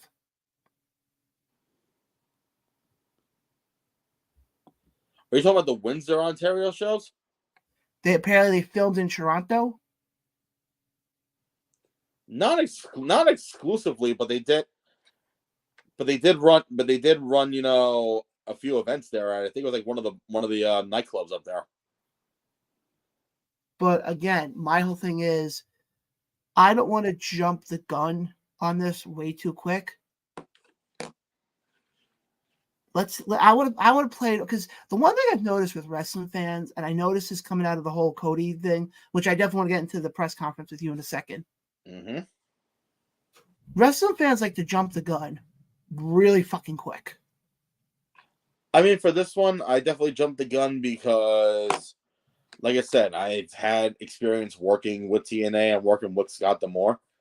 Oh, I understand where you're coming from. I'm just saying, and I'm not saying this for you, I'm saying for wrestling fans in general.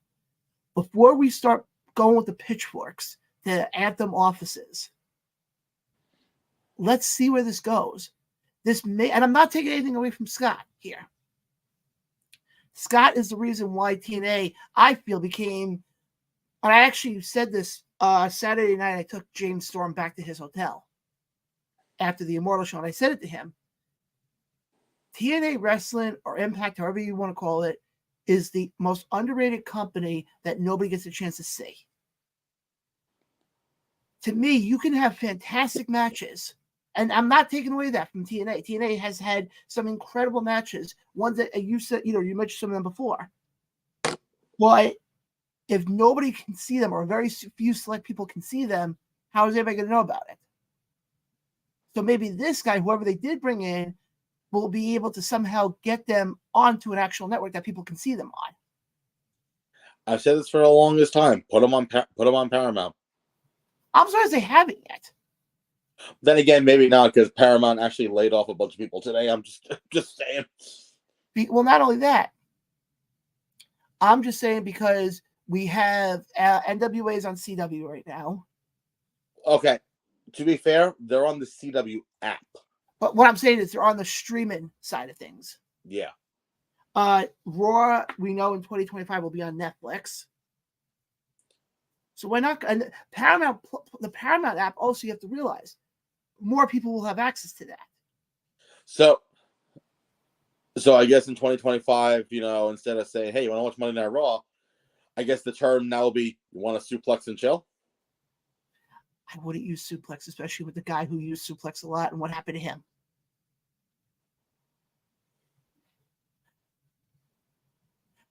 Moving on. No, but that's my whole thing is, let's not jump the gun. Let's not storm Canada with pitchforks. Let's wait and see what happens before we start jumping the gun. Yeah, I'll be the first one to come back on here. And if, let's say, in 6 months from now, it doesn't do anything that makes TNA worse, I'll be the first one to sit there and say, why the fuck would you fire him after what he's done? But before we go down that road, let's see where this goes. Because the one thing that pisses me off when it comes to wrestling fans, especially wrestling fans, the wrestling fans nowadays, not the people who, are older, who are a little bit wiser, the people now who need to have that instant gratification with things. And it's the same thing with like storytelling. When you get these fantastic stories, and you get people who turn around and go, oh, the storyline's going too long. You can't go when you're I'm trying to remember this. When you're watching a movie, for example, you're not going to get to the end of the movie before you get to the middle and the beginning. So when you get the wrestling fans who sit there and start bitching at Blue Streak about Scott D'Amore, I understand, people who worked with Scott, I understand completely because you have that relationship. You worked with him one-on-one. But when you have people who are sitting there going, Impact Wrestling is done. Let's pump the brakes. Let's see where this takes us first. Like I said before, I'll be the first one to come on here if this thing blows up. But yeah, that's really what I got on the TNA stuff. Now, on that same day, we definitely saw clearly. I was trying to do an edge joke there, but that didn't work. It was the WrestleMania 40 kickoff press conference. Which, by the way, I will say, I think it was perfect planning of them doing that in Vegas this week. Well, you also have we talked about this when we did our instant reaction video right after. What was happening in Vegas? Oh, Cirque du Soleil. After what we saw on Sunday, that feels like it was a goddamn circus. I got it. Usher got half naked. Usher got half naked, and Alicia Keys squeaked. Okay, I'm just gonna say this right now. If I get chastised for this, I don't care. But I think a lot of women squeaked when they saw her Usher half naked. Just saying. No, she squeaked before he went shirtless. Well, let's also call a spade a spade. Oh, people want it all. I'm like, okay, where the hell are you going with that one? He's 40 years old. 45. I wish I looked that good. The fact that they brought in freaking Little John and Luda. Luda with the 3-inch afro. Damn, that was huge. That's what she said. God damn it. But going back to the wrestling thing, we saw that with the press conference. They were there because it was the Super Bowl. Believe me, if they do it again next year, don't be surprised if they'll do it in New Orleans next year because that's where Super Bowl 59 is going to be.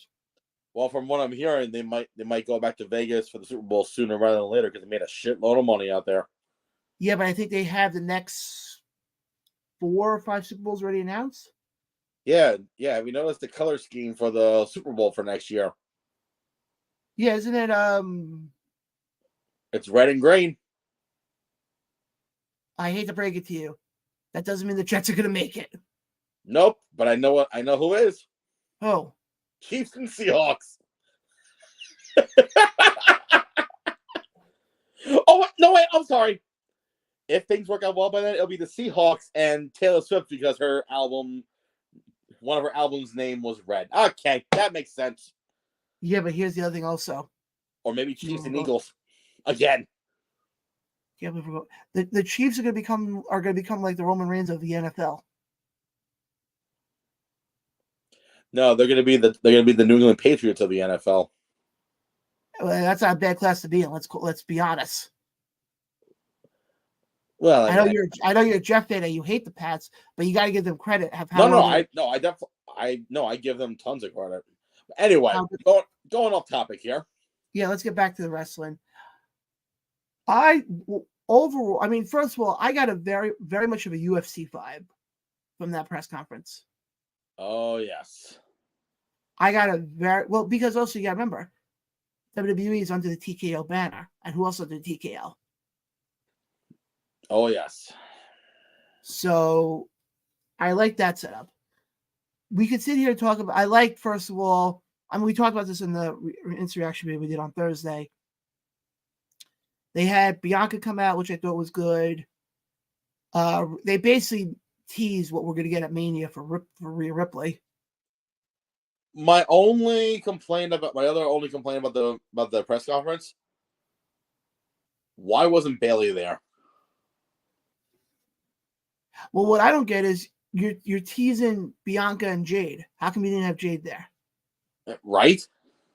That's the thing I know. But I want to get to the main event of the press conference.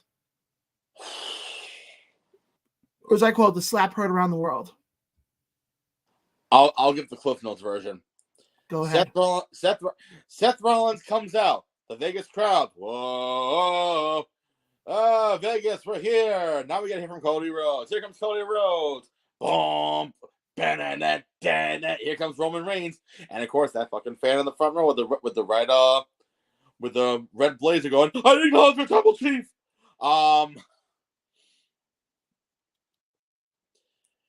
Him saying, I'm sick and tired of waiting, so now it's my choice. I choose The Rock. The Rock comes out to booze, by the way. Saying, obviously calling, saying, oh, look, it's the Cody Crybabies. Basically, we got full-blown Rocky heel, which I fucking love. And apparently he decided to become a history teacher because apparently he had to showcase the entire class of millions and millions of people with his fucking big ass family tree. But he forgot one person. Oh, I know. Sammy. No. Bigger name than that. He forgot R-Truth. R-Truth is not part of the Anawani family. Yeah, but apparently R-Truth thought that DIY was DX. Anyway. Oh, yeah, and apparently R-Truth thought it took an hour to go from LA to wherever they were last night for Monday Night Raw. And he's saying, whether you like it or you don't like it, you have to respect it. This is a match for the bloodline. Oh! And then all of a sudden you hear, whoa, hold on. Cody Rhodes comes out. This is bullshit. I'm like, yes. Saying, do you think that, do you think you have a say? No, that's not how it works. I'm the one that has a say. I'm the one that will rumble. I choose you, Roman Reigns. What? And then his promo, holy fuck, did he go off? First of all, Roman kind of started it by saying something like, without it, you're irrelevant, just like your father. And but everybody, that's the oldest trick in the book when it comes to Cody. Well, he went on. He's talking about him saying family, huh? Family. He said, "Let me ask you something. How's Jay?" He's like, "You're not. This isn't a family thing. You're a meal ticket." Yeah, I did remember that part. And then basically, calling out not only him but also The Rock, saying, first of all, if you mention my family, I'll do the same to you. If his grandfather, High Chief Peter Maivia, saw what is happening today, they would see you as a failure. And one of the lines that really got me was like, what is this matchup really all about? Who's at the head of the table? We're considering none of you have been cooking at the same table for the last 2 freaking years. I'm like, wow.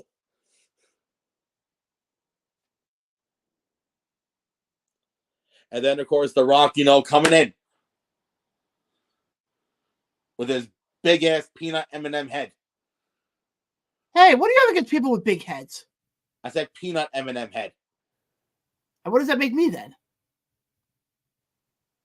You see Rock coming in with his big peanut M&M head, saying, you insult his ancestors, you insult my ancestors. Whatever the fuck he said. And then basically, whoppa! Just slapped Cody in the fucking face. Seth Rollins comes in and gets up in Rocky's face and whatnot. and then as Triple H, Nick Aldis, and Adam Pearce comes out there separating them. All of a sudden you hear CM Punk saying, like, well, if it was up to me, I slapped the taste out of The Rock's mouth. Who wants to see Cody do that? I'll gladly do that for him. All of a sudden you see The Rock on stage looking over going, you son of a bitch. And then Triple H is talking with one of the backstage correspondents. Here comes Roman Reigns and The Rock coming in, coming on the screen saying, hey, tell your boy to stop talking shit about our family, talking shit about, either you tell him to stop talking shit or we'll take care of it. And we heard this loud and clear. I'm gonna knock his fucking teeth in. I'm like, God damn. Yeah. And then Friday night on SmackDown, we kicked it off with Adam Pearce, Nick Aldis, and Triple H. What did you think of that promo? Oh, I loved it, especially the part where he basically buried The Rock. Oh yeah, like some people need to know their role. Thinking that they have authority, but they have none. Saying, whether you like it or, it doesn't matter. Like, basically, he was using The Rock's lines against him. It's funny. You can see how well of a chemistry they have. Oh, yeah. The two of them, almost 25, 30 years later, are still feuding with each other. And also, I love what they're doing with the Elimination Chamber qualifying matches. Well, before we get into that, in regards to because then, they came out the lower third. Let me ask you this. It was announced Friday night we're getting Rock and Roman, which, by the way, I don't know if you saw the rating for SmackDown on last Friday. Actually, that was announced immediately after the press conference on Thursday, but go on. I think it was 2.5 is what they got, which is huge. So now I'm curious to see what number they're going to pull in with them advertising Rock and Roman. But let me ask you this, though. Do you think they're going to go the route? Because I personally don't think they know what the hell they're doing in Philly before we get to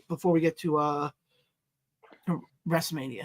I think that lower third graphic is going to change at least 3 or 4 times before we get to Philly. I think so. Let me ask you this. Does Rock play the... I know they had said, I read something today, that he's going to play the 2003 Hollywood Rock. I heard that too. Now, does he play Hollywood Rock or does he play board of director? And all of a sudden turn around and we get a thing on Friday that Rock turns around and goes, oh, no. I'm facing Roman. This is our moment. And then somehow it leads to, and I hate to say this, somehow leads to a possible thing where, again, I don't think they're going to do this. I think they announced that for the Chamber, I think the winner gets Seth. Yes. But could you see a possible scenario? Because you got to remember, we still got, I know the Chamber's next Saturday. But before we get to the Chamber, but mind you, we still got a month or so, a little bit shy of 2 months till we get to Philly. About a month and a half. Who's to say all of a sudden they don't almost do the thing like AEW did when MJF was going to take on Jericho? And you remember MJF put Jericho through the 5, what was it called? The 5 pillar, not the 5 pillars, the 5. Yeah. I'm trying to remember what it was. Anybody who's watching, you could remind us what it was called. But could you see Rock do something like that with Cody? Oh yeah, absolutely. Say, okay, Cody, you want Roman, despite the fact that Roman won the fucking Royal Rumble, not Roman, Cody won the goddamn Royal Rumble. But I can see a scenario where all of a sudden it's like, okay, you gotta face Jimmy this week. Okay, good. You gotta face Solo this week. Okay, good. You gotta face this person this week. And then all of a sudden, okay, then the end thing is, okay, if you can get through all them, then you can face Roman. Despite the fact he won the fucking Rumble. Which apparently we're forgetting about. Here's another thing also. This is what I don't understand. Maybe I was hitting the head too many times. Isn't the Rumble the start of WrestleMania season? Technically, yes. When did the fucking press conference become the start of the Rumble? Become the start of Mania? When TKO took over? But I'm just curious to see how that all plays out, though. Because I'll tell you right now, like I said before, I don't think everybody knows what the fuck they're doing. I think they're just winging it. Well, I think also at this point, I think The plan all along, I think, was to get Rock and Roman. However, I think the reason why they're going through all these loops and turns and twists and all that crap is they didn't expect the reaction for Rocky. Nope. They didn't expect Rocky to basically, that we heard Michael Cole, I think it was this past Monday or last Monday, turn around and say something to the extent of, wow, what is this? This feels like 1997 all over again. Die Rocky, die Rocky, die. What is this, 1996 again? Yeah, but that's my whole thing is, I wonder if they're playing this by ear, they're winging it week by week because they didn't expect this to happen. They figured, oh, we're getting Rock and Roman. This is a dream match everybody wanted. I just think personally the reason why we're getting such backlash is because Cody's involved. Yeah. Because Cody, I'm trying to think here, because they were talking about this on Busted Open today, and it really got me thinking. Cody, like you look at some of the bigger baby faces out there. Hogan, you had John Cena. Who does Cody remind you of?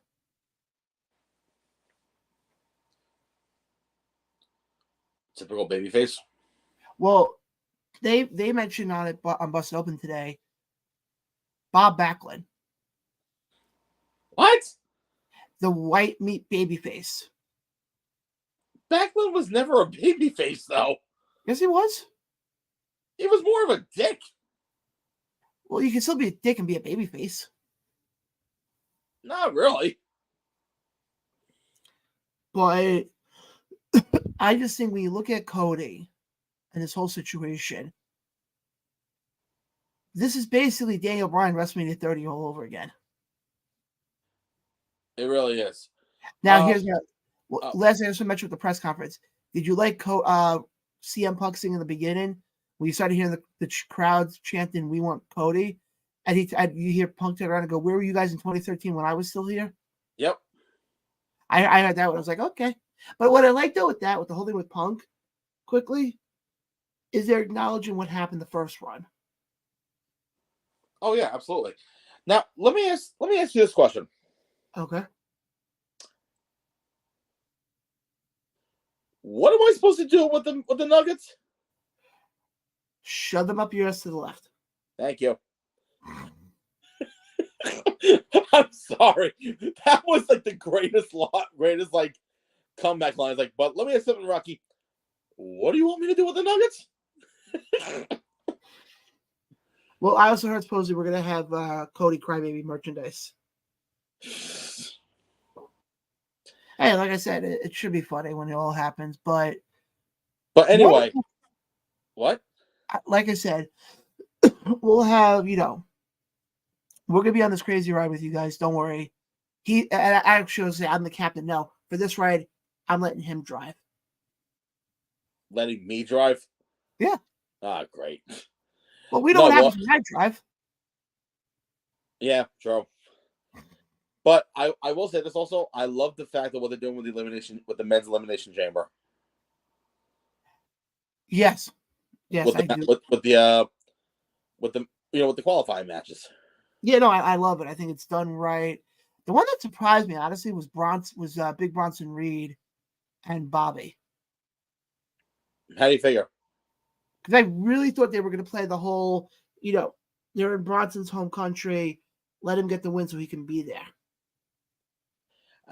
He might get involved somehow.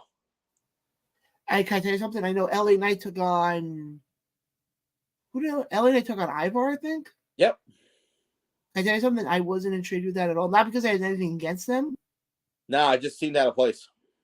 Not only that, I feel like the way WWE is right now, you have the main event stuff with Cody, Roman, Rock, Drew, Seth, all those guys. And that's in one area. And then you have everything else like all the way over here. Well, it's okay because this Friday in the great state of Utah, you have Logan Paul, John Blaine's, other idol. Because, he makes douchebag energy drinks. Which they're good, by the way. They can't get anyway. I actually have one on Saturday. And we'll not have stewards, though. Oh, God.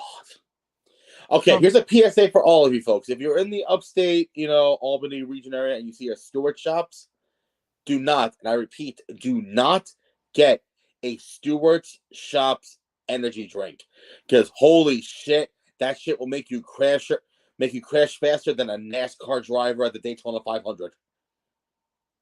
Which, by the way, isn't Daytona this Sunday? I think it's next week, actually. All I know is Rock's the Grand Marshal for that. That's next week. But yeah, nothing against Stewart's. I think Stewart's is. Oh, Stewart's is great. Just don't get their energy drinks, or else you'll be like this guy. You're like, oh, this is great. 2 minutes later, Ryan, I think I need to pull over. What, are you getting sick? No, I'm crashing. But guys, also just want to make a mention: don't drink and drive.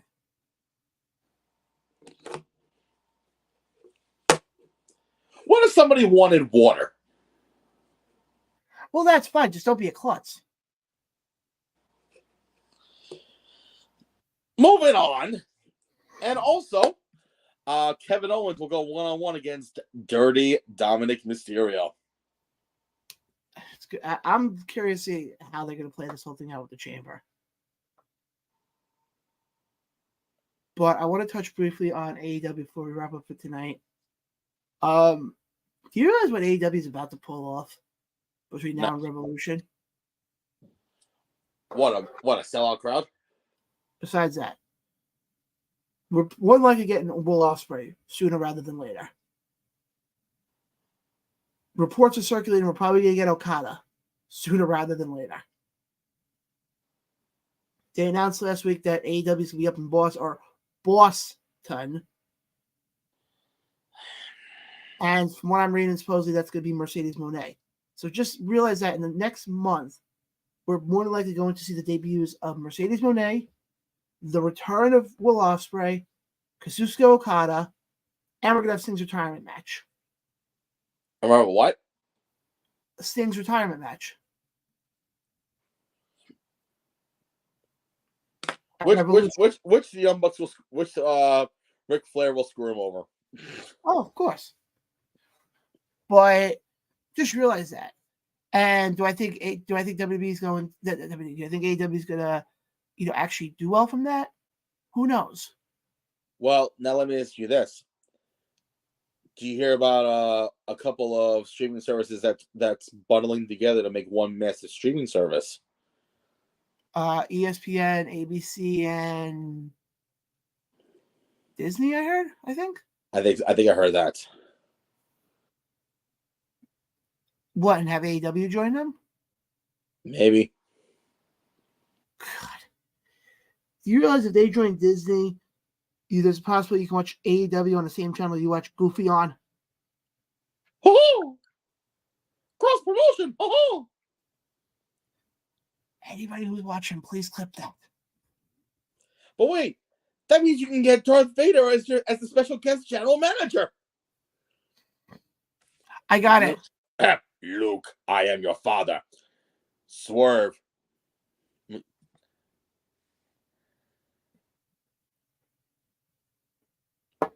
Oh, okay. AEW on Disney Plus. That would be intriguing, honestly. Yeah, but thank God Disney doesn't want to go. Thank God Disney doesn't want to go. Not Disney. You remember at one point there was a whole discussion about Disney possibly buying WWE? Yes. Can you imagine Disney buying AEW and all of a sudden we have a promo segment between Mickey Mouse and Tony Khan? I mean, they're both coked out of their minds. Oh my God, Mickey Mouse! How are you? Oh! Don't ever do that again. Thank you so much for being here. Oh, it's great to be here. Again, clip that, please. Somebody. Oh, wait a minute. If that's the case, I want this to happen. I want to see a Swerve dance-off challenge between Prince Nana and Kermit the Frog. Okay, guys, this has been another episode of the Around the Ropes podcast. We'll see you guys next week. All right. Oh, God. Yay!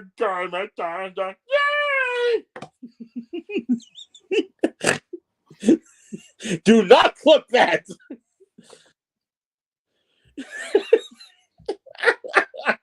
Oh, what the fuck, man? Really? Anyway, but no, we got AEW's got a lot of interesting stuff coming up in the month of March. I'm having a feeling though we might see Okada and Mercedes show up on the same night in Boston.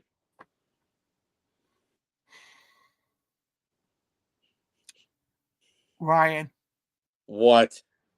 don't ever do an imitation of Kermit the Frog on this show ever again, because I think you just gave everybody who's watching the show nightmares. Oh, Bernstein. That's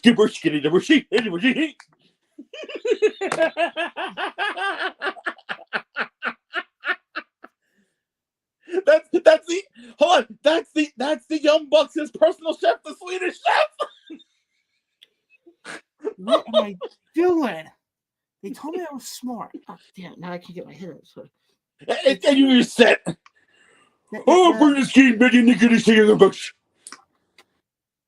Ryan, try that on Sunday at Creative Pro. See how far that gets you. Oh, hell no, Miss Piggy.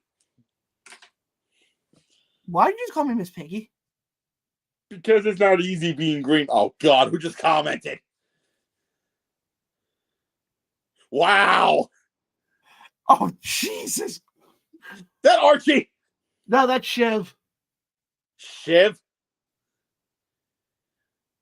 Really? Yeah, you know. No, that really, Shiv? Really?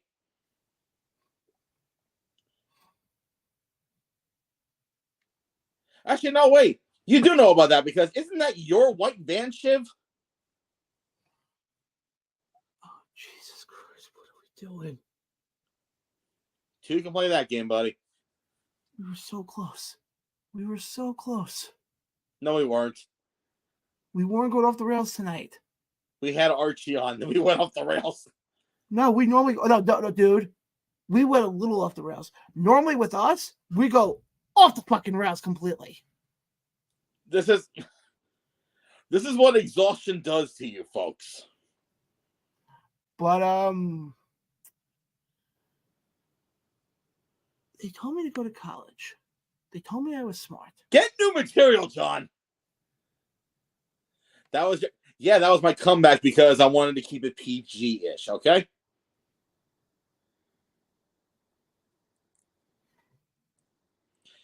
Because we all know you are all on your knees kissing ass to this guy over here. Because you know what? That's what the Asylum Wrestling Group should be, sponsored by Dick's Sporting Goods for all your needs, including knee pads.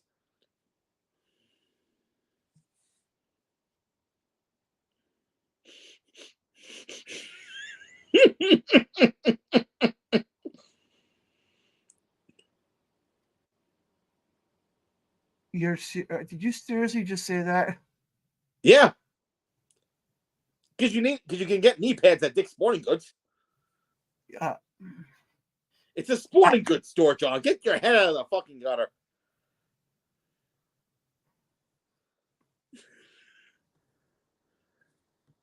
Hold on. Why would they be kissing my ass? Because everyone's hopping aboard the we love John Blaine bandwagon.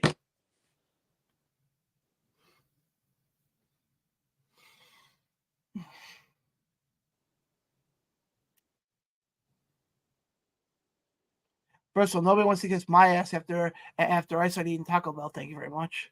Hashtag kaboom. There was an earth shatter in Kaboom. Or if we pull up in front of some person's apartment and you rip ass before you hop out of the car. Again, we're so fucking close. Oh shit.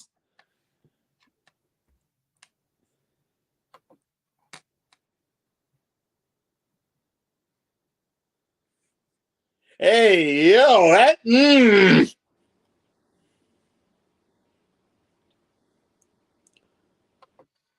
Brings the whole new term to John Blaine on a pole. Anyway, folks. Hold on, I'm just gonna say this much right now. They roast my ass too, but here's the thing. I let it roll off my shoulders. I thought you were going to go in a completely different way with that. And also, here's the thing. Not only do they roast my ass, but they'll be the first ones to say that to congratulate us. No, congratulate us. Not just me, you as well. No, I'm saying, no, you're right. I mean, we heard it before when Archie was on with us. Oh, I know. And believe me, they talk about the podcast quite a bit. Can we end this tonight? Yeah, we're just at the 2-hour mark right now. Okay, so obviously, let's wrap this up. Final thoughts. I'll go first because that way John can have the whole spotlight for himself, like as always. I'm kidding. So, this weekend you can catch me at Victory Pro Wrestling on Saturday and Creator Pro Wrestling on Sunday. The following weekend, I actually can now confirm I will be taking part of UWE's next set of TV tapings up in Oneida, John. In 2 weeks, March 9th, WrestlePro returns to the Rawway Rec Center. March 16th, it's another round of Victory Pro Wrestling. And then March 22nd is the return of Invictus Pro Wrestling. And also, folks, as you just saw, April 4th, myself and John will both be there at RexFest.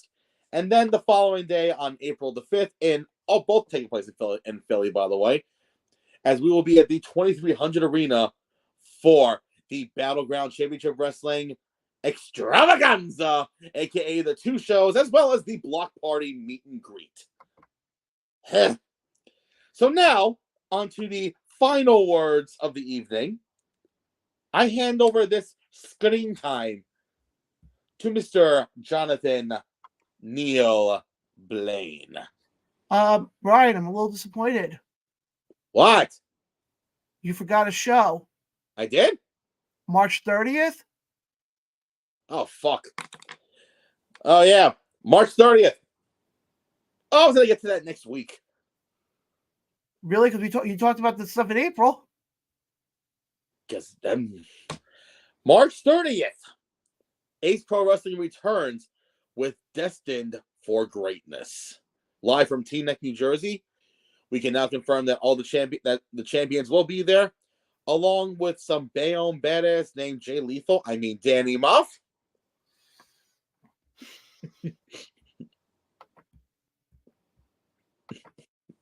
And no, I will never live that down.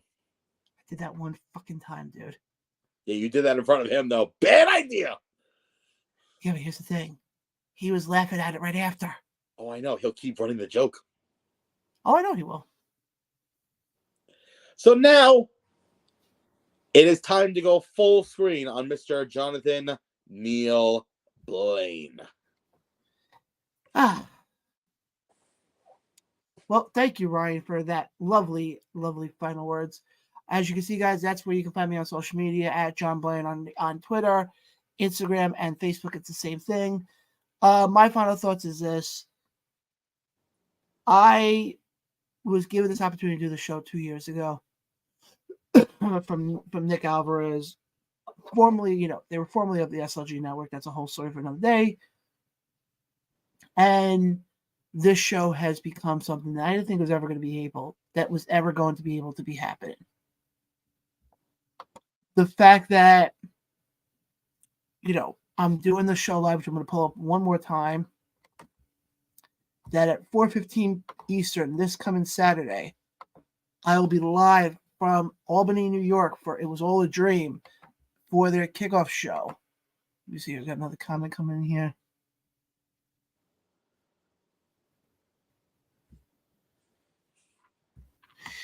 Oh boy, okay. Let me just see who made this lovely comment.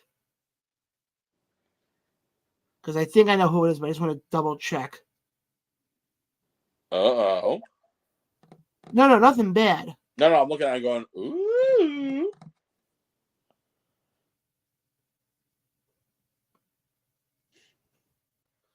Oh, it was David Gold. What's going on, David? Yes, David, you can find me on Facebook. Just search my name. And if you see this beautiful face, this handsome devil himself, that you're looking at the wrong page. You're looking at your old page. Did you say my OnlyFans? Old page. Which actually, Ryan, by the way, when are you going to start your OnlyFans? In 69 days. I thought that's what the discount is. It is. On the 69th day, it's 69% off.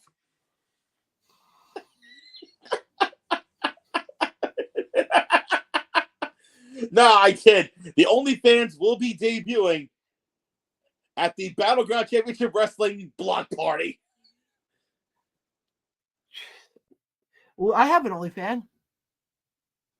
Yeah, it's hanging above you on the ceiling. Oh, Jesus Christ, David. Really?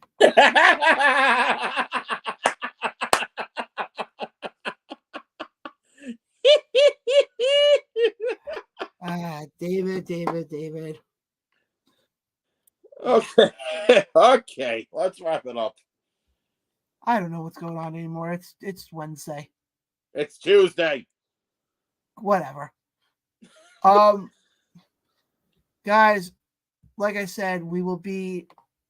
Like I said, I got the thing with Dynasty this coming Saturday. Then April 4th, we will be in Philly doing the post show. And then, hold on, let's see.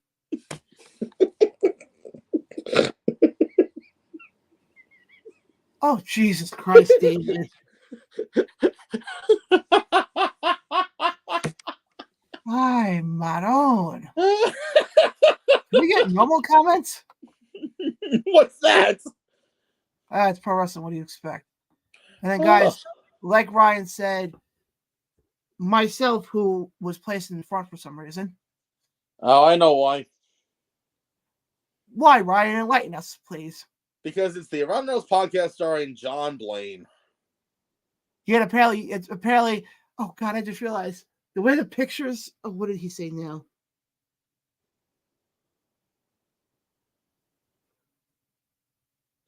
I just said the name. Can you repeat it one more time for Mark? Destined for greatness. We'll probably have before that show. We'll probably have Mike and Cheyenne on again. But what were you saying, John? It looks like you're poking me in the back. Well, I mean, I gotta get you ready for the after party. Wait, is it after party? Surprise!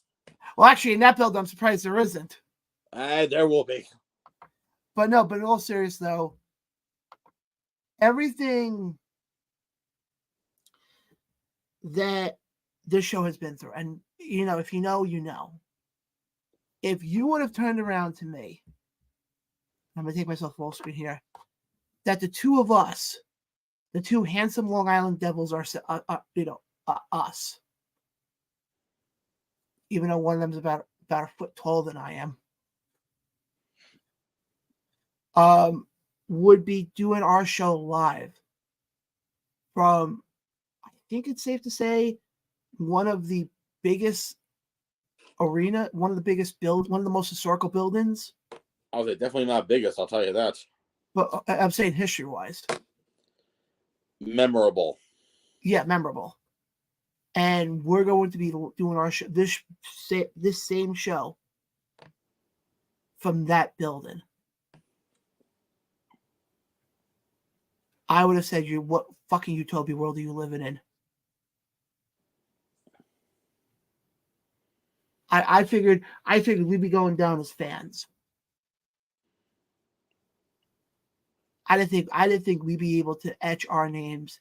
I'm not saying we're gonna have a big party that weekend, but we're gonna try a small part of that weekend is gonna be coming from us. And we might be taking over something on Saturday. Yeah, that would be the bathroom.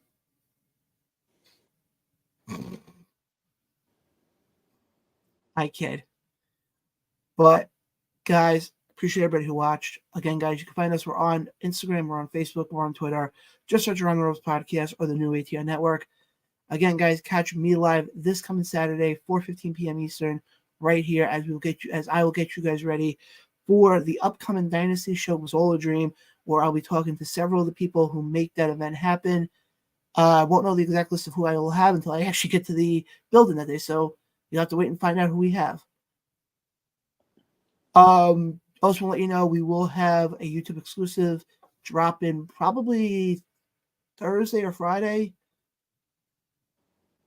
As of now, I can't confirm that it is going to be Kristen. There's a possibility it might be somebody else added to it, but that I won't know until later. But again, guys, definitely stay tuned for that. And also, I can confirm this now. Myself and Ryan are going to be featured on a podcast. This coming Thursday with the Metal Geek. 8 p.m. Eastern, as we will talk all about RexFest. Like I said, we said it before. Ryan is the ring announcer for it, and I'll be doing the backstage. I'll be doing the post show. And here's the funny thing. I just gotta show this quickly. For some reason, I don't know if my phone froze. Oh, I hit pause, but when I tell you where I hit pause on the screen, all you see is my forehead. But guys, again, thank you everybody who watched us. Next week we'll be live at a special start time. Hopefully, we can actually do it right this time of 7:15 p.m. because we're going to be joined by Spencer Slade and Ryan's favorite friend, Greek Savage. Oh boy. So again, Ryan, make a suggestion on your name thing on the screen. Make sure you put your last. I will spell out my name. But again, guys, like I said, next week we'll be live 7:15 p.m. Same channel. Hit the subscribe button on YouTube. It costs you nothing. It does wonders for us. And I think, Ryan, it's time we skedaddle out of here. Yes. Catch you guys. I'll catch you guys on Saturday. You'll catch us here next week.